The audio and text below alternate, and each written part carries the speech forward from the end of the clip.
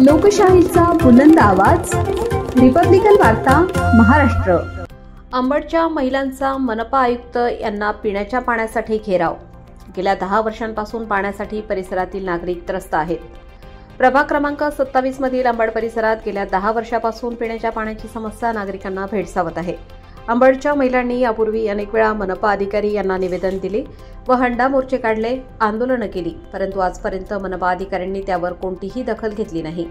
मनपा अधिकारी म्हणतात नवीन पाईपलाईन टाकाव्या लागतील, परंतु पाईपलाईन असताना नवीन पाईपलाईन टाकण्याची गरज नाही।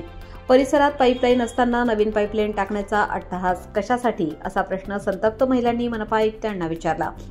सदर परिसरातील 3 वर्षापूर्वी 12 इंची पाईपलाईन टाकण्यात आलेली आहे, परंतु अधिकाऱ्यांच्या मनमानीने अंबड येथील एक्सलो सर्कल येथील वालला बंच फ्लॅच मारून बंद ठेवलेले आहे। सदर बंच फ्लॅच काढल्यानंतर परिसरात नागरिकांची समस्या 5 मिनिटात सुटेल, परंतु मनपा अधिकाऱ्यांच्या मनमानीमुळे नागरिकांचे हाल होत आहेत। सदर बंच फ्लॅच तात्काळ काढावा, अन्यथा शिवसेना स्टाईलने आंदोलन करण्यात येईल, असा इशारा मनपा आयुक्त माननीय मनीषा खत्री यांनी शिवसेना माननीय जिल्हाप्रमुख श्रीमती मंदाताई रामदास तातीर यांच्यासह महिलांनी दिला आहे आणि जोपर्यंत पाणीपुरवठा सुरळीत होत नाही तोपर्यंत असे आंदोलन करण्यात येईल।